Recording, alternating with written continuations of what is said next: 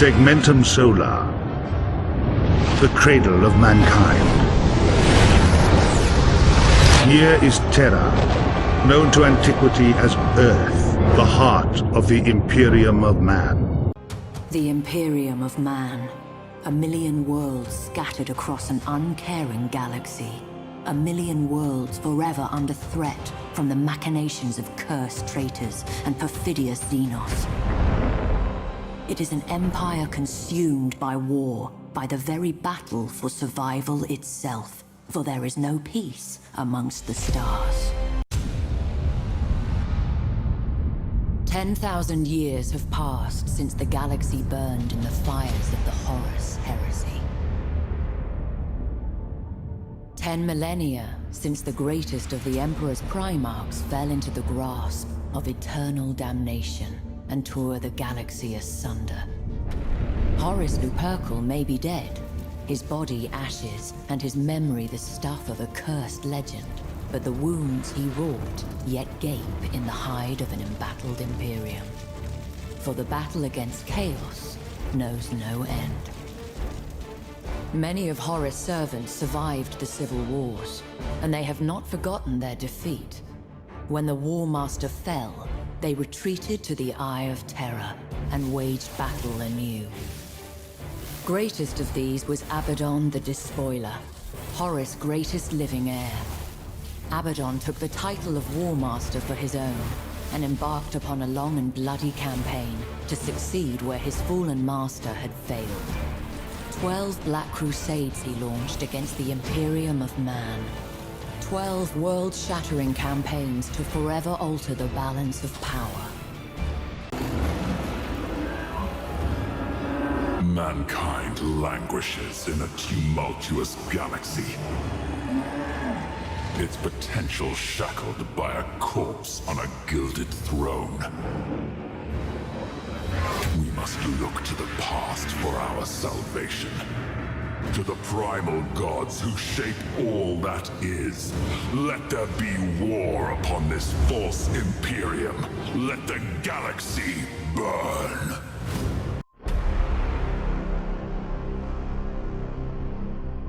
For 10,000 years, the Eye of Terror has spewed its ageless horrors into the galaxy, gnawing at the eternal glories of the Imperium, at the very soul of mankind itself.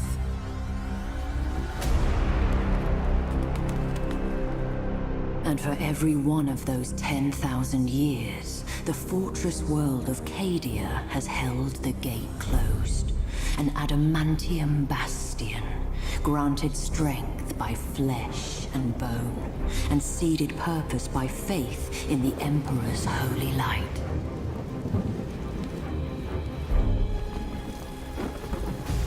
But as the darkness grew ever deeper, and the blaze of the Astronomicon guttered like a wind-blown candle, the Eye of Terror pulsed, its baleful energy spilling anew across the stars.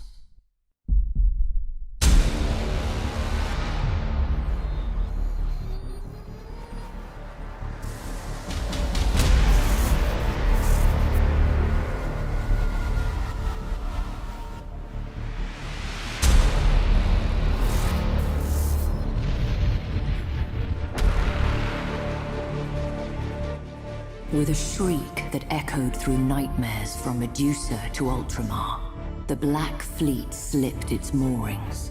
An endless tide of heretics, traitors, demons, and madmen, whose desperate fealty was given over to a single damned soul.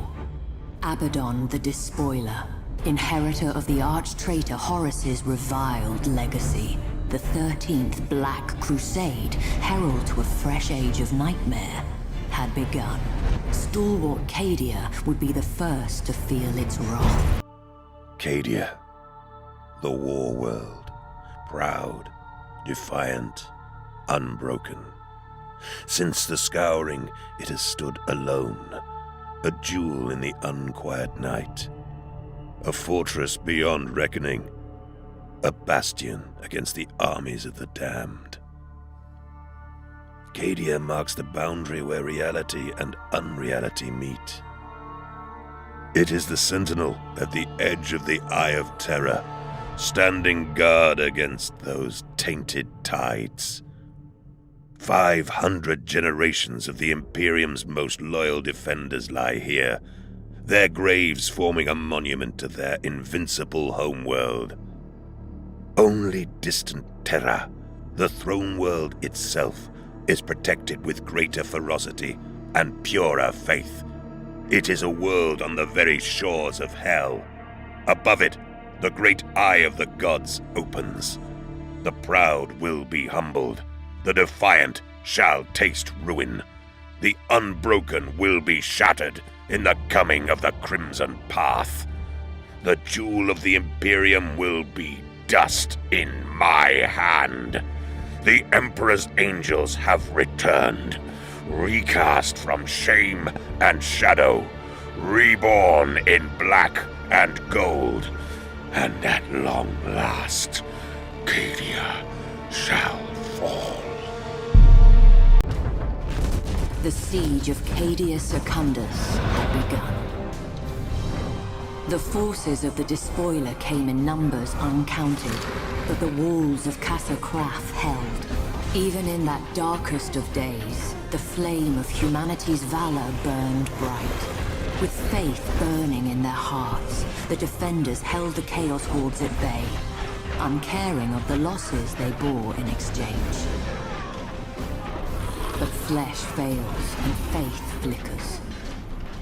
With every bloody moment, Abaddon's forces drew closer to victory.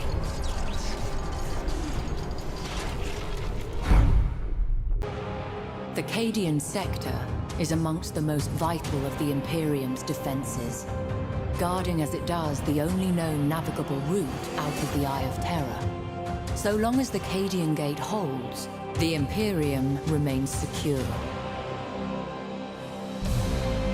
After 10,000 years of defiance, Cadia finally fell during the opening stages of the 13th Black Crusade.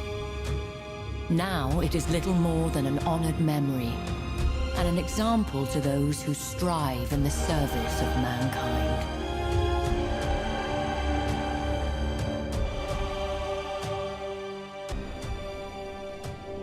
Cadia had fallen, but its name and legend lived on. Warriors of mankind, the Emperor has tested us, and we have not been found wanting. By his will and our faithfulness, we have journeyed through darkness, through fire, and now emerge into the brilliant light of a new dawn. But that light shines only so long as we keep it fed. Through our sacrifice, through the valor of the Imperial Navy, mankind shall endure. There is no peace in these stars, only a crucible of war in which our faith is forever tested. Our service we owe to our comrades. Our lives we spend for the Imperium. And our souls, now and forevermore, belong to the Emperor.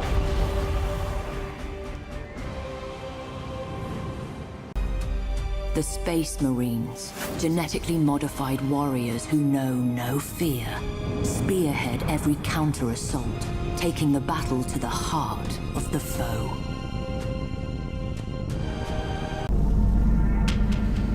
They shall be my finest warriors, these men who give themselves to me. Like clay, I shall mold them, and in the furnace of war forge them. They will be of iron will and steely muscle. In great armor shall I clad them, and with the mightiest guns will they be armed. They will be untouched by plague or disease. No sickness will blight them. They will have tactics, strategies, and machines, such that no foe can best them in battle. They are my bulwark against the terror. They are the defenders of humanity. They are my Space Marines, and they shall know no fear. We are the Emperor's finest. Faith is our shield. Hate is our weapon. We shall know no fear. Brother Captain, it is time. We are the Adeptus Astartes. We are the Angels of Death. Our war is endless. Our crusade is eternal. From the smoke-wreathed horror of Adeptus Mechanicus Forge Worlds sail warships of fearsome potency, their weapons blessed by the machine god, and their crews dedicated to the Omnissire's holy cause.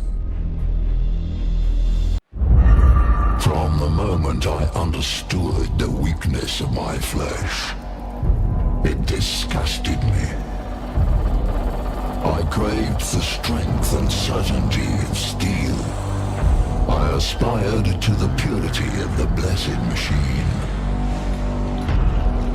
Your kind cling to your flesh, as if it will not decay and fail you. One day the crude biomass that you call the temple will wither, and you will beg my kind to save you. But I am already saved. For the machine is immortal.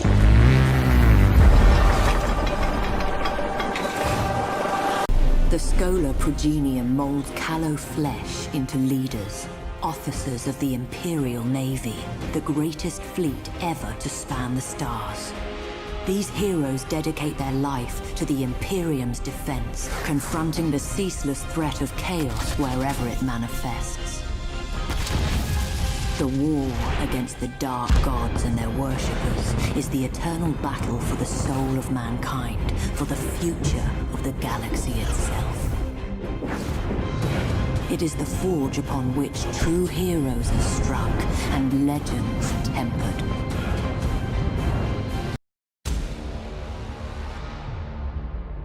The Eidolon sector lies at the heart of the Eye of Terror, at the point where reality bleeds away into the formless tides of the Immaterium.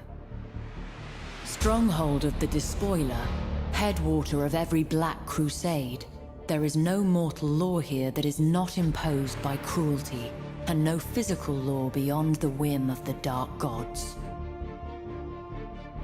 The Plague Planet, home of Mortarion and his Death Guard Traitor Legion.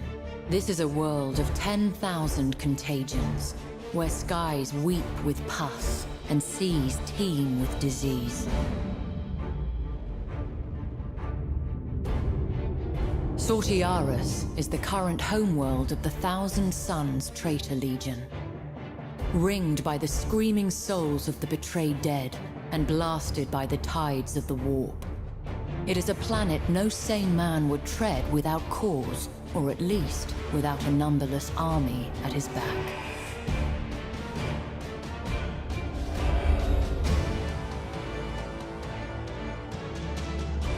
Oliensis, throne of decadence, and bane of many a righteous soul.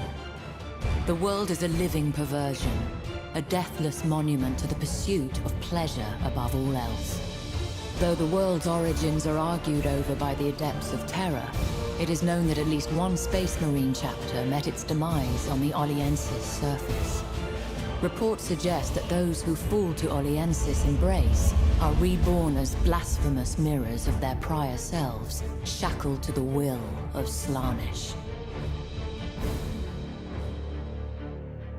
Drukhari, Khorne's slaughter pit.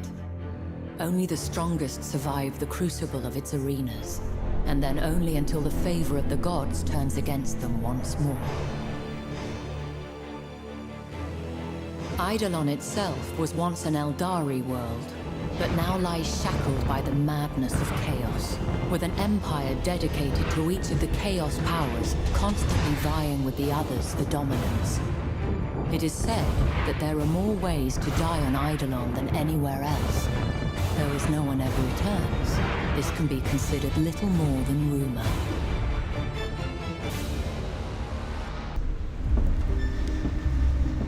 They say that to be an agent of the Imperial Inquisition is to see the true horror of the universe and still have the will to prevail.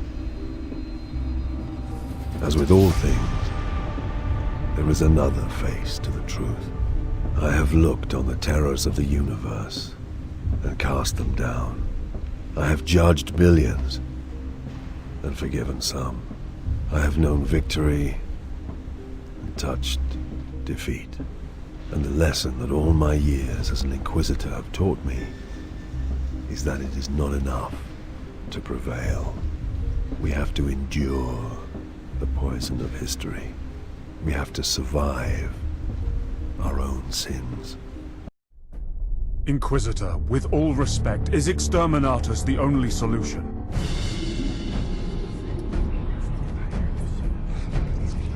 Admiral Spire, it is said that heresy is like a tree. Its roots lie in darkness, while its leaves wave in the sun. You can prune away its branches, even cut the tree to the ground, but it will grow again, ever stronger. Such is the nature of heresy, and why it is so difficult to destroy. Some may question my right to destroy a world of 10 billion souls. But those who truly understand realize that I have no right to let them live. No sacrifice is too great. No treachery too small.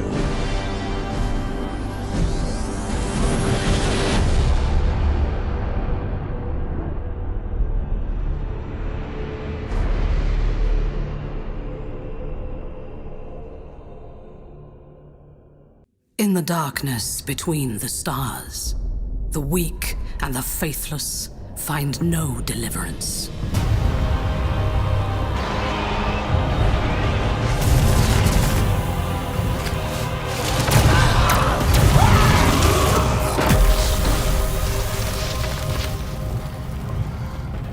We are raised to believe that the God Emperor watches over us all. And so we are charged to cleanse the mutant, the heretic, the alien. We must not falter. We are his sword. We are his wrath.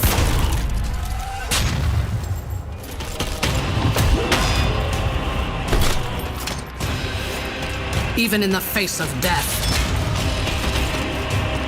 we shall not submit.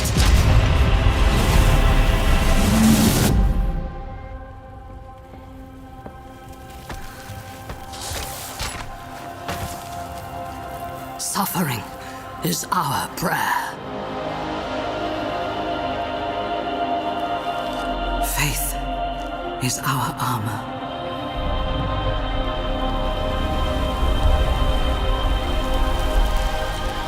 In battle, he offers us redemption.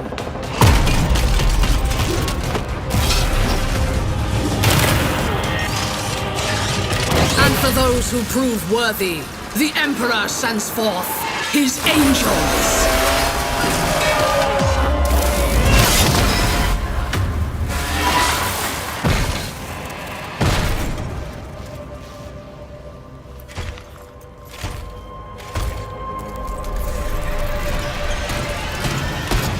Our Imperium is besieged. Across 1,000 worlds, we fight for our survival. Those that would tear humanity down are legion. Our forces are few. Our enemies many. There is no respite. There is no mercy. And in our darkest hour, a spiteful universe awakens forgotten evils to break us.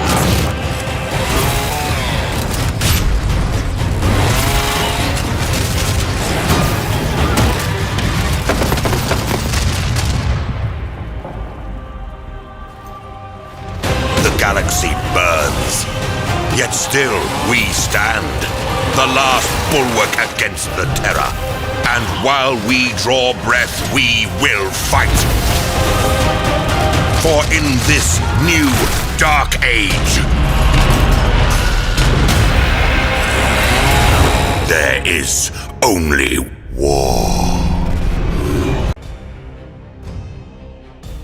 In the deepest eons of history, before mankind had even emerged from primordial ooze, the Necrontyr dominated the galaxy. But unity receded, even as the bounds of their domain expanded.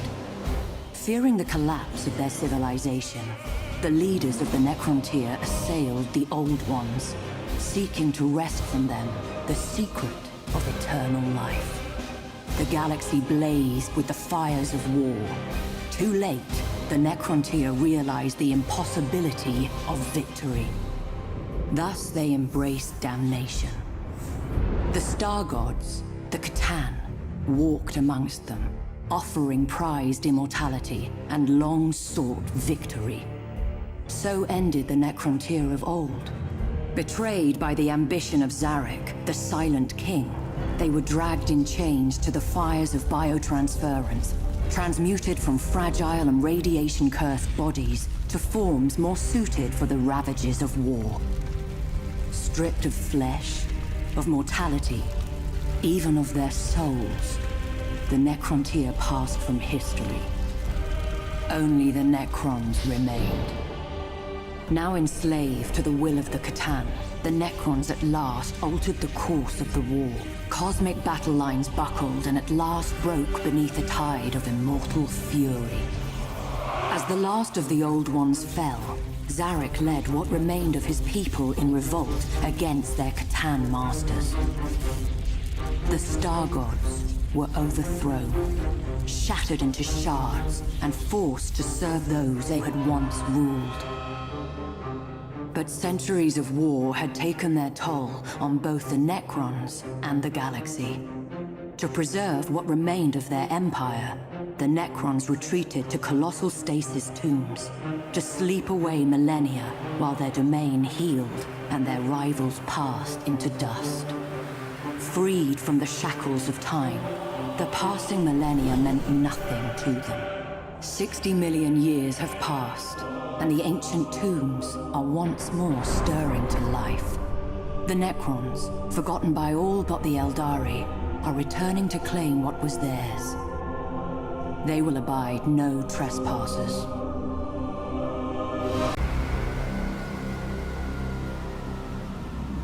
The region of space now known as the Eye of Terror was once home to the Aeldari Empire. A prideful, sensuous people, the Aeldari realized too late the perils of excess. The fourth Chaos God, Slaanesh, was born from their debauchery, its coming heralded by a psychic scream that shook real space to its foundations and devastated the Aeldari. The Crone Worlds are all that remain of the Aeldari's fallen domain. They are blighted planets, consumed by the spreading unreality of the Eye of Terror, and twisted to new and nightmarish realities. Though the Crone Worlds are overrun by the servants of the Dark Gods, the Aeldari have not entirely abandoned them. They cannot, for only here can the treasured Spirit Stones be harvested, and thus the souls of the dying be saved from thirsting Slaanesh. Such expeditions are fraught with peril, for there are few more dangerous places amongst the stars. Many who seek the Crone Worlds do not return. The Aeldari have never recovered from the horrors of the Fall. They are a fractured, dwindling population on the brink of extinction. Most dwell aboard star-treading craft worlds, honing their peerless minds along the disciplined paths in the hope of staving off the perils of decadence and thus preventing a second, final catastrophe. But not all Aeldari can bear the rigidity of craft world life. Some depart their homes, seeking adventure amongst the stars as Corsairs. Such lives are fraught with danger, but are also rich with excitement. These outcasts can be found in every corner of the galaxy, blazing a brief but exhilarating trail before madness claims them. The Drukhari, too, live outside the structures of the Aeldari path. Corrupt and cruel, they keep Slaanesh at bay, not with discipline and spirit stones, but by feasting on the torment of others. Raiders and slavers all, the Drukhari are a blight upon the galaxy, as selfish as they are sadistic, as untrustworthy as they are cunning. But in recent days, the barriers between the Aeldari factions have begun to crumble, with ever more gathering beneath the banner of one named Yvraine. These Ynnari keep their beliefs hidden as their intentions. Once, long ago, we damned the galaxy. We thought we knew all there was to know. We believed the winds of fate blew at our beckoning whispers. Pleasure and enlightenment were our twin birthrights, until our poisonous vanity ignited the stars. Since that day, we have lived in fear of she who thirsts, the goddess that swallows our souls. Yet, there is a new melody in the galaxy's great song. A harmony unheard by my people for over 10,000 years. Hope. I am the first to hear the voice of the Whispering God. I will not be the last.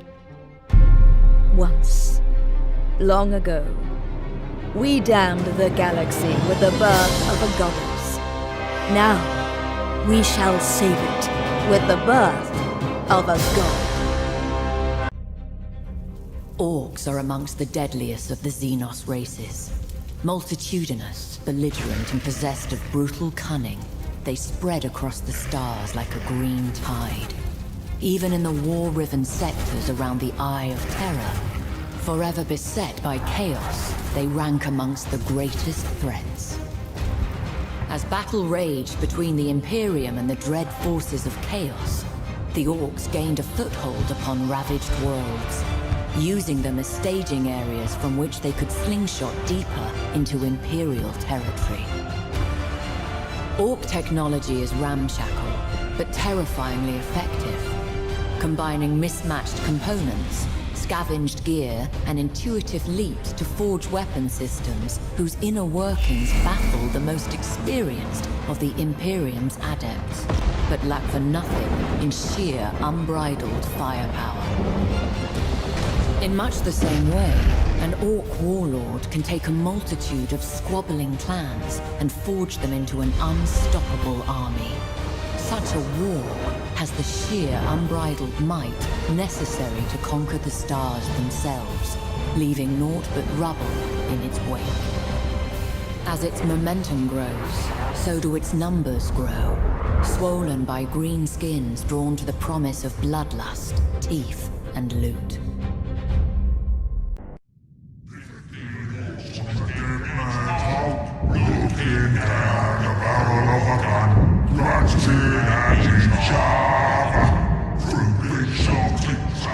The Orks plague the whole galaxy from end to end, with their ceaseless warring and strife. They are a warlike, crude, and highly aggressive green-skinned Xenos race, organized in a primitive and brutal society, rooted so deeply in war that peace is utterly incomprehensible to them. Their ships are often ill-kempt, unreliable rust buckets, kept in operation only by the constant effort of Ork mech boys and their Gretchen slaves. Ork pirate attacks are brutally direct, with their ships rushing headlong towards their target, guns firing wildly as they come. They cannot be bargained with or bought, save with weapons that they will inevitably turn against those who tried to bribe them. Orks have a need for speed. Their ships commonly mount a plethora of thrusters, boosters, and extra drives, usually all wired up to a prominent red button in the cockpit.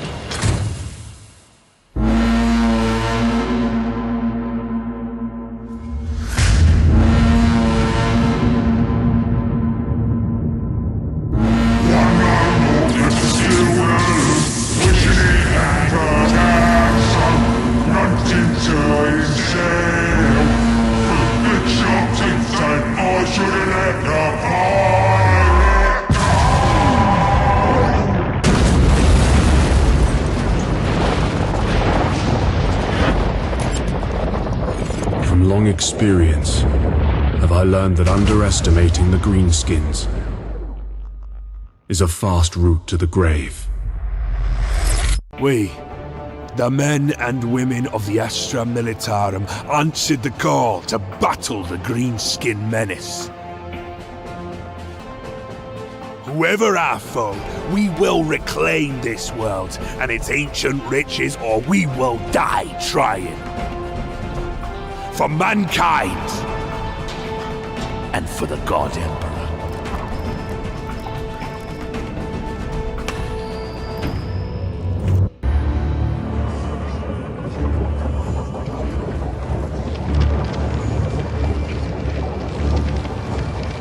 The only thing that the Imperial ship crews fear even more than traveling in the warp is traveling in the warp while there is a storm raging. The light of the Emperor's Astronomicon can no longer guide the navigators, and entire sectors can be isolated, preventing any help from afar.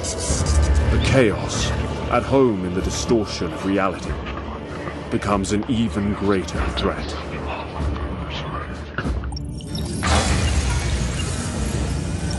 And even the most experienced navigators can only hope for a safe arrival at their destination.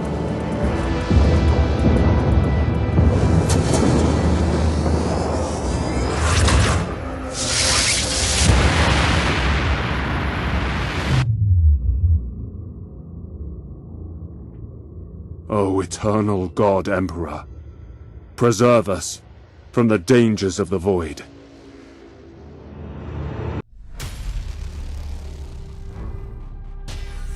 The Tyranids, the great devourer. In all the stars, there has never been a Xenos race more inimical to the survival of mankind. Indeed, they are the bane of all other life. Their origins are but poorly understood, the stuff of rumor and supposition and nightmare. The Adepts of Mars believe that a single unknowable consciousness guides the Hive fleets about their voracious purpose. This consciousness knows only unquenchable hunger. Hive ships serve as synapse nodes, spreading the influence of the Tyranid hive mind across the stars.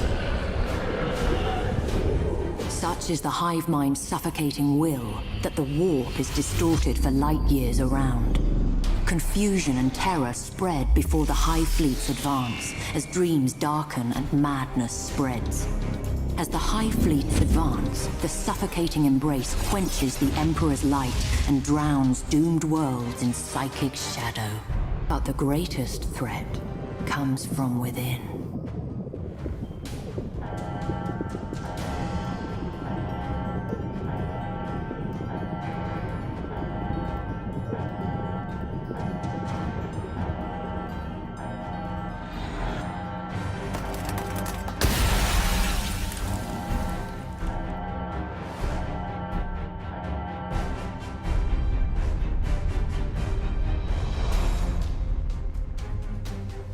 Foul creatures known as Genestealers infiltrate unvigilant worlds.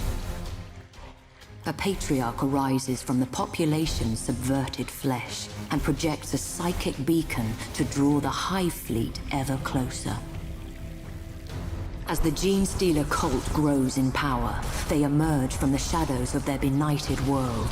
Civil war rages, shaking the planet asunder. Then the skies darken with spores and the Hive fleet's voracious tendrils. The cultists exult at the fulfillment of prophecy and their ascension into the light. Their delusions die with them.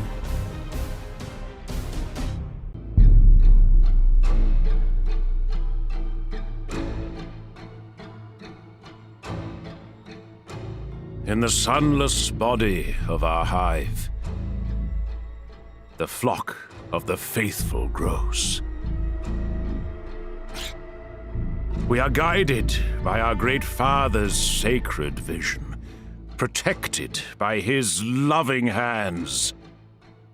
Within these holy shadows we dwell, while the impure bathe in spire-top starlight.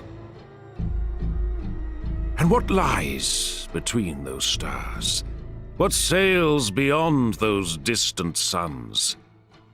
Shrouded in night, born within that eternal black, our redeemers, our gods, truer than the silent, long-dead emperor. The children of the void. We hear them in our dreams. We feel them in our blood. They call, and we will answer. We will rise and claim the engines of labor that have bound us in servitude. This world will burn. It will be cleansed, purified, made ready, and the heavens will deliver our reward.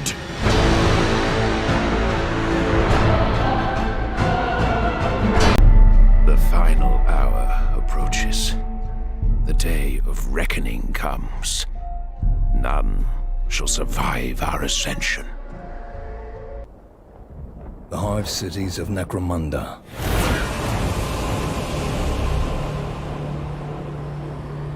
Untold billions crammed within mountains of metal. Vast insect mounds of tireless industry amid the toxic wastes of their own manufacture. Inside the Hive cities, every breath of air, every drop of water is recycled 1,000,000 times over. Every watt of power and each mouthful of food must be guarded against rival clans and outlaws. It is a place where only the strong can endure, and no one prospers. Except, of course, those at the very top.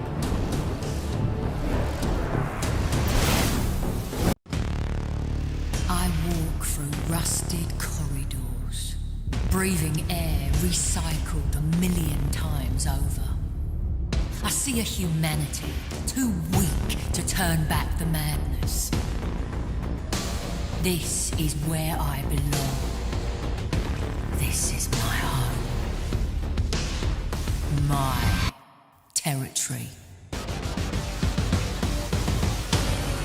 Where the bullet and the knife are kings. Life is cheap. Especially yours. Welcome to the Underhive. Contact with the latest threat to the Imperium was made here, a star cluster in a distant spiral arm. The race is young, vigorous, and technologically advanced. They call themselves the Tau. After decades of research from the Earthcast's finest minds, we've never been this close. Our Empire's most ambitious military project, the Khorne Initiative, the promise of expanding our borders to new worlds, the confidence of enlightening distant civilizations with our philosophy. Let none doubt that the Tau Empire will bring unity to all. Let none doubt that now is our time.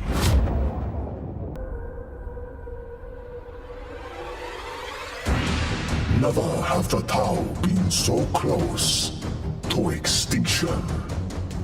Your homeworlds are surrounded. The Swarm, the machines, men. To ensure the survival of the Tau, your fleet was dispatched. The fourth expansion, to claim new rich worlds. Yet the warp swallowed us. Your ship emerged alone, war-ravaged, alien. This was not the paradise promised, but you will conquer it. For the Tau, for the greater good. I look now upon my father's Imperium, 10,000 years after its birth, and I see a kingdom on the edge of annihilation. We have not conquered. We have only endured. We have not thrived. We have merely survived. We have let the galaxy burn. The hour has never been darker. Amidst our broken Imperium, ancient horrors rise to steal what remains of the Emperor's light. Yet, hope remains. Our Primarch has returned to us. Through him, we are reborn, blessed with the strength to endure. And in enduring, we prevail. To the Space Marine chapters bloodied and besieged in the Dark Imperium, we bring reinforcement. To the chapters lost in valiant duty or driven to destruction, we offer rebirth. To the enemies of my father's empire, we bring death. With these words, I, Roboute Guilliman, Lord Commander of the Imperium, son of the Emperor of Mankind, declare the Indomitus Crusade. Traitors, mutants, demons, they heed to the coming of my armies and the ruin we promise your miserable kind. This galaxy is ours. Courage and honor. Courage and honor. Courage and honor. I hear you murmur these words in the mist. In their wake, I hear your hearts beat harder with false conviction. Seeking to convince yourselves that a brave death has meaning. There is no courage to be found here, my nephews. No honor to be had. Your souls will join the trillion others in the mist, shrieking uselessly into eternity, weeping for the empire you could not save. To the unfaithful, I bring holy plagues ripe with enlightenment. To the devout, I bring the blessing of immortality through the kiss of sacred rot. And to you, newborn sons of Guilliman, to you, flesh-crafted puppets of a failing Imperium, I bring the holiest gift of all. Silence. The 14th Son, the Death Lord, the Angel of Plagues.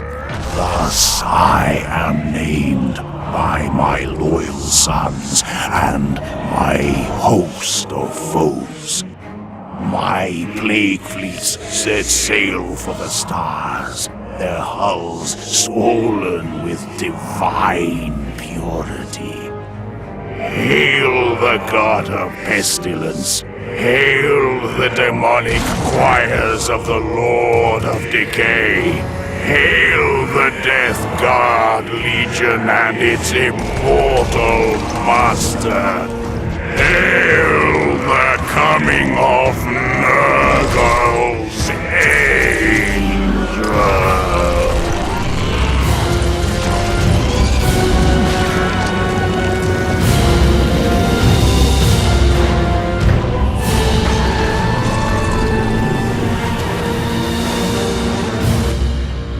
Abaddon has already left Cadia. Short-sighted fool. Let him go. Soon, this entire sector will be my laboratory. My enemies surround me. The so-called elite guardians of the Carrion Emperor. Even Mortarian's Death Guard. They think they have the upper hand because they outnumber me. Ah! Let them come. The war they seek to unleash is nothing more than a testing ground for my latest creations. The galaxy will once again witness the undeniable genius of Fabius Bile.